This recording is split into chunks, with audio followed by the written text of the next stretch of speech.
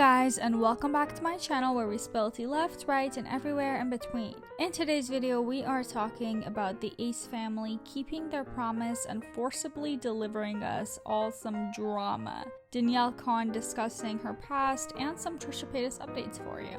You know the drill with the subscription button and the notification bell. No time to waste, and let's spill some tea. Okay, I have to say it's pretty interesting that the last time we covered the Ace family, it was because they were predicting some drama coming their way, and then immediately after that, they post a video titled, "That's it, I'm leaving," with the thumbnail showing Catherine and a packed bag. Before I even get into the video, I can probably pretty confidently say that I reckon Catherine is in fact not leaving Austin the way that the thumbnail and title are leading us to believe, of course, and no shade, like everybody does clickbaity stuff here, but so soon after saying that drama is coming their way, and OG fans just ignore it, don't buy into it, doesn't it kind of seem like they might be the ones perpetrating that drama? Also, it's a little ironic we're getting another upload from them already when they very clearly said that they were phasing out the YouTube uploads and not posting as much. By the way, tickets go on sale for Staples Center on Thursday. This Thursday. Get your tickets to my next fight. Oh, that's right. Of course. Austin has an event he needs to promote, so of course we're getting extra Ace Family YouTube content this month. Let me zoom in for you. Because as you can see, as I get closer, do you see those stairs? They call those the stairway to heaven. Austin takes us with him on his early morning exercise for his prep for the upcoming fight and discloses with us that for his last fight, he was not in peak condition. I was probably like 50%. I was disappointed in myself. I didn't train as hard, but this time around, my boy Dante right here, my strength and conditioning coach, is gonna get me right. Austin is going to be fighting someone by the name of Gib on July 30th, and according to his Instagram caption, he seems pretty confident that he'll win and possibly go on to fight KSI. During this video, they are also going to be taking their youngest kid, Steele, to his first ever soccer practice, and Catherine decides that it would be a great time to pull a prank on Austin. After coming across an older viral video of a boxer that got hit in the wrong place and became paralyzed, Catherine's concerns for Austin fighting have come up again. And he was like, yeah, I saw the video, like I saw that a long time ago, like that's old. And I'm like, yeah, but that can still happen to you. Like that can happen to anybody. She has expressed in the past that she doesn't love him fighting, but she says that she does support him and is his biggest fan and will let him do what he wants because she trusts him and trusts the process. I get it, it's a sport, you know, like even I watch it, like I get entertained. It's just still dangerous, right? Like, is it not dangerous? Like you're getting hit in the face like multiple times over and over again. But I get it, I get it, I get it, I get it, I get it. But nonetheless, she has decided that she would like to prank Austin into thinking that she is bouncing out of there, bags packed and all, on the day of her little kid's first ever soccer practice. Impeccable timing here, Catherine. So I'm just gonna go over there and just act like I'm packing my bags. And yeah, he's gonna come up any minute. We have family downstairs, they're taking care of the kids, blah, blah, blah, blah. And he keeps yelling to come down, and I'm not coming down because I'm doing this. All right. They literally have family in the house for the kids' first ever soccer practice. Like, why now? Like, this is gonna be such a cute memory for you and the family to look back on. Don't get me wrong, I love a good prank. I just feel kind of bad for these kids sometimes. They're already living the majority of their lives in front of the camera, so these little memories would be nice to maybe just like keep, like without the need for the YouTube bullshit, no? I thought you were ready to go. No, I have to pack. Where are you going? I'm leaving today. Can you come inside? We have to go. But come inside. You're not going anywhere. What do you mean? You're staying right no, here. I have plans. I'm going somewhere, and I told you I don't like the whole boxing thing. I can't help but just think about the kids and the family literally in the other room. Like, maybe they can't hear them, but honestly, as a child, hearing your parents argue or yell or have that bad energy towards each other can be damaging. And there's so little, I can't see them understanding right away that it isn't real, you know? You don't care to listen, and I told you that all it takes is one hit, like one bad hit. So I'm gonna go take a break. You can think about it. Is this a trip for you to go and manifest me winning? If that's the case, go right along. What are you doing? Hey! I mean, maybe I just think too much, but the fact that Austin kind of lingers in the room after Catherine exits makes me think that it's a setup that he was actually involved in. Like, he was hanging around for the camera, you know? Maybe he was in on this the whole time, and maybe that's better? Maybe they briefed the kids prior to this and told them, they're like, hey, we're about to do a prank for the camera, it's not real, we're not fighting for real. Once Catherine reveals that this is a joke, Austin gets a little more serious and explains that you can't live life worrying about what might happen because anything can happen at any moment. No matter what you do in life, you can be walking on the street, you can be driving a car, you can be playing golf, you can be watching a movie. There's things in life that could happen to you, right? Austin assures Catherine and us, the Ace fam. Oh my god, am I part of the Ace fam because I watch these? Do I fall into the category of fan now? Send help. In all seriousness, I don't have any hatred for the Ace family. I actually don't even dislike them all that much. But as I have said before, family channels kind of give me the heebie-jeebies. I also feel like I'm being sold to. Does that make sense? As for the drama prediction, that was about it for the Ace family as of right now. But I'm sure a lot more will come up because, as we know, they are attempting to host 2 events next month. And also, as we know, their past events have come with lawsuits and unpaid people. So for now, let's move on to our next topic of the day. Danielle Khan. Just a brief background on Danielle, as I'm guessing many of you already are aware of who she is, and this is in fact not a deep dive video, but we do actually have a video on her if you would like to check this out. But Danielle shot to fame on Musical.ly, pretty much TikTok before it was TikTok, but a lot more cringy, with her lip syncing videos. Now, there's a lot of drama that surrounds Danielle, and it's fully a task to just bullet point a lot of this because, well, it's a lot. But for the sake of not keeping you for 3 hours, I'm going to do my best to just give you the essential gist of the situation. So if there are details that I have left out, don't come for me, I'm attempting to be brief. After gaining massive popularity on Musical.ly, Danielle and her family moved to LA, and that is where things really changed for Danielle. She landed massive brand deals with the likes of Target and Samsung, and she even got into music, releasing a single, Marilyn Monroe, in 2017. And another song in 2020 called Do It Better, where she was actually met with quite the amount of backlash for using chained animals in the music video. Due to the nature of the pictures that Danielle would share on social media, the internet kind of pointed the accusatory finger at her mother, basically sharing concern about her judgment and parenting skills. It seems that the truth about Danielle's actual age has never really been clear. It's kind of jumped back and forth and all over the place over the years. At one point, Danielle's dad even went off on a Facebook post sharing her birth certificate and saying that she was actually 2 years younger than what she'd been claiming to be, that she was actually born in 2006. And to take that even farther, her father started a YouTube channel in 2020 where he posted several videos on the topic of Danielle's age. This channel has apparently since been taken down. Danielle did speak out about her father's action and posted her own video titled The Truth About My Dad, where she basically claims her dad was an alcoholic and was violent throughout her childhood years. Danielle's dating history was also cause for concern with the audience, as it seemed that she was dating other content creators and influencers much her senior while she was basically in her preteen/mid-teenage years. In 2019, Danielle and boyfriend at the time, Mikey Tua, shared a picture on Instagram insinuating that she was really pregnant, and this was followed by a video to YouTube, broken into 4 parts that included the couple running off to Vegas to get married. They later revealed that this was simply all a ruse to get the views. During 2020, everyone's favorite year, audio leaked of a conversation between Danielle and her mom that revealed some information intended to remain private.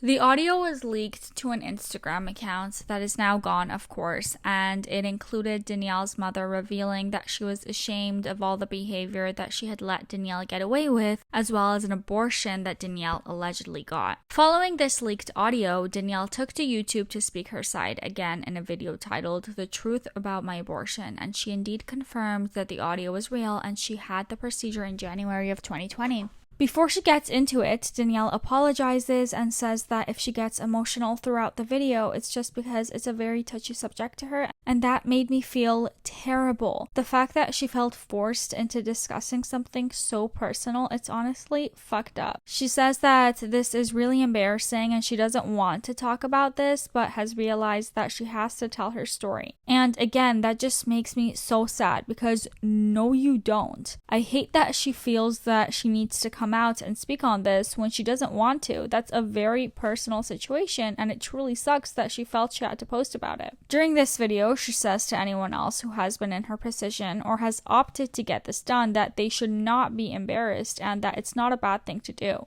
Danielle also confessed that before she did it, she was also against it and didn't understand why people would do that. Quick trigger warning here before I continue. If you are triggered by discussion of SA, consider skipping this part.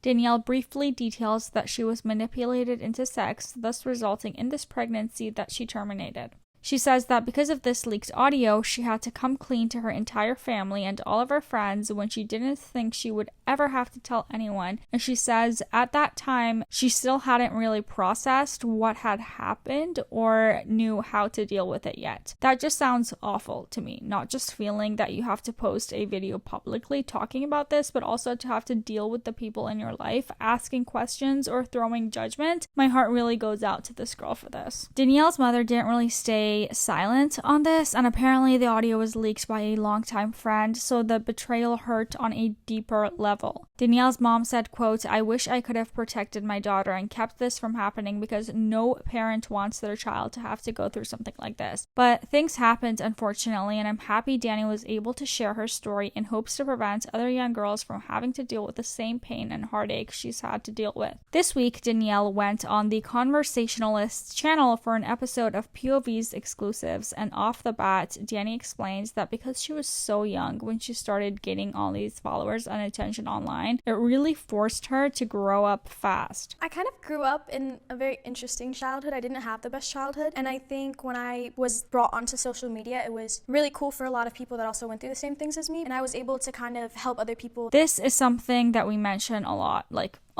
when talking about influencers and celebrities and the relationship with the internet and followers. When you have difficulty dealing with your real life, it can be easier to turn to online to form relationships or even just open up and share a version of yourself that may not be something you share in the real world. Danny shares a little bit of what that problematic childhood was all about, specifically her parents. They were really toxic and they would fight all the time. And, I kind of grew up always, with screaming in the back of my house or, not knowing if my parents were still going to be together the next day. She talks about a time that her brother, and her mom were actually homeless for a few days after her father kicked them out of their house. Danielle says that she really intended on using her platform to help others that are going through the same things that she did. So she started opening up more about the things that she had been through. The leaked audio situation comes up and Danielle divulges who exactly the individual was that was to blame for this betrayal. She was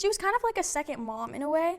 She was always around, and she just leaked it one day and she got a bunch of views off of it. Wow. And I don't talk to her anymore. She says that while at that time she was not ready to open up about it, she is now proud of her decision and the fact that she was able to get over it. One thing for her though is that it will forever be something that people will bring up to her, but she hopes that by the conversation being there, it can again help others who may be struggling. I still get comments about it or videos made about it, people talking about it. It's almost like I'll never be able to get over it, really, just because I'm always having to talk about it or people want to know more things about it. So it's kind of like a never-ending subject, but I also feel like it's a good thing in a way. The interviewer asks Danielle what was going through her head at that time that she found out she was pregnant and what ultimately led to the decision to have the abortion.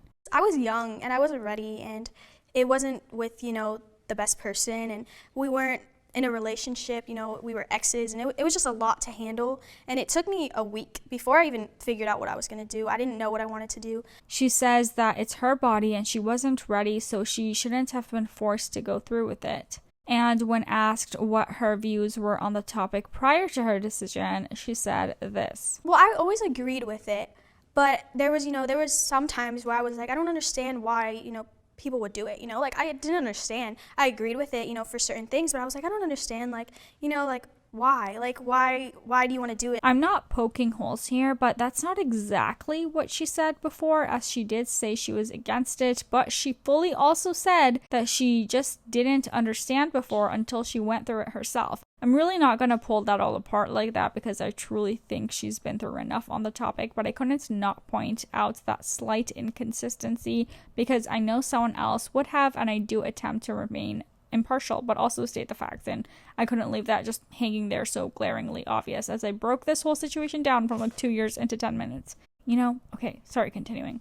The interviewer also asked Dani about when she publicly came out, and Danielle explains that while it wasn't that hard to do, it was more that people accused her of lying. They all were just like, oh, you're coming out for clout, or you just want to do it to like fit into a trend, which was annoying because I feel like it's such a hard thing for people to come out nowadays, and that's why people don't want to come out, because when you come out, people always say like, oh, it's just a phase, or they're just doing it, you know, to get attention, which is not the case. Danielle talks about being pansexual and what that means to her, and that basically she has no preference when it comes to gender, but bases her attraction to people more on their personality and who they are.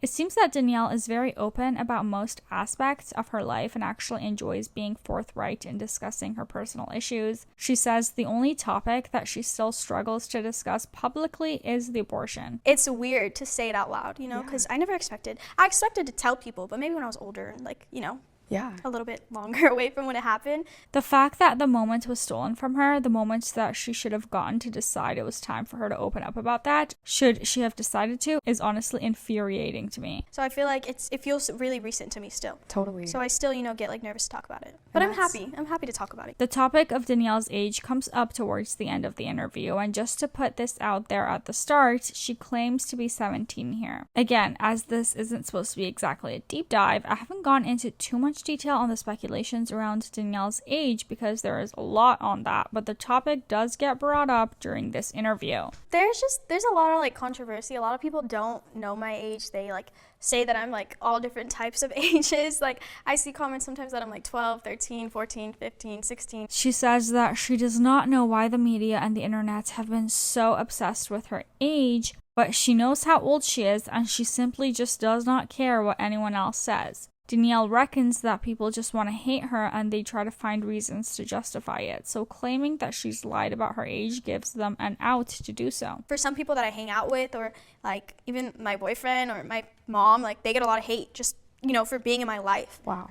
And I know it's hard for them sometimes, and I always like try to remind them, like, it's just haters, like they're gonna talk no matter what. Danielle even talks about how her father is with her and his hatred for her social media career. She says that due to her parents having shared custody, when she would stay at his house, she was not allowed to post. Dani explains that his distaste for the social media presence she had was because the public saw him as a bad guy. A lot of people gave him a lot of hate, and they like found his Instagram and his Facebook, and they were just giving him a lot of hate. And even to his wife, they were, you know, going to her and trying to get her to like speak on things about me. He wanted to do whatever he could do to get me off social media, and even if that was going on social media and agreeing with these haters on there. So that's what he did. She talks a little about the situation where her dad leaked her birth certificate, in which she didn't speak to him for a while after. At the same time that he released it was the same time that I was going through an abortion, and he didn't know that. And so that's what made him feel so bad, was because he was like, I'm so sorry because I put more stress on your plate when you were going through all this stuff. Her and her dad are doing better now, and Danielle says that while he may have done some bad things, people do change. And I gotta say, she really speaks from a place of maturity when it comes to the things that she's been through. I was pretty impressed with how she handled this interview and the subject matter that was covered.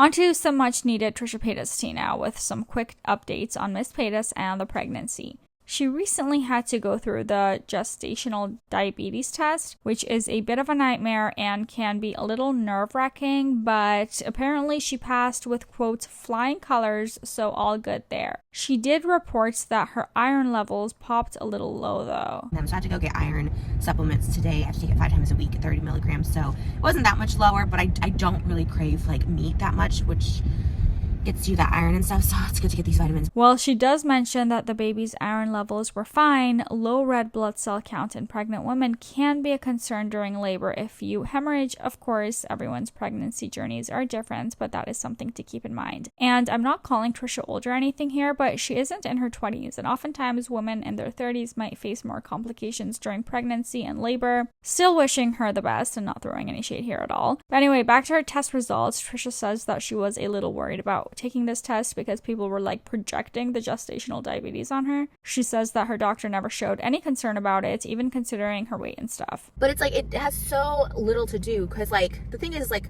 I do consume sugar, like I have sugar, like, you know, it's really about how your body breaks down sugar, which is also diabetes. And she's not wrong here. Gestational diabetes is not strictly had by unhealthy women. Most of the time it goes away after birth, but much like everything else, it can cause complications. I literally just picked my scab while I was sitting here. Dang it. Moses is gonna be so disappointed in me. I was doing so good at like not picking scabs, and then I literally just... Ew, what? Why? Weird. You guys want to see? It's so gross. No, I better not show you. Oh no, please don't. Oh my god, let me show you. It's so bad. Oh god. Don't worry, I'm not going to show you because I care about you as a person, okay? This is the coziest bed ever. I did a full review on this, but this is the Four Seasons mattress and bed set. It's so fucking comfy. And they're nice clean sheets. So we're going to bed with clean sheets tonight. Enjoy that cozy sleep while you can, Trisha, because I am telling you the baby is going to make sure that your sleep is minimal and inconsistent for a while. And that is going to be it for today's video, you guys. Thank you so much for watching. Don't forget to give this video a thumbs up and subscribe. Also hit that notification bell so you don't miss out on any new uploads and end up being behind on the T-World. We wouldn't want that, now would we? And for now, the best part, I bleach.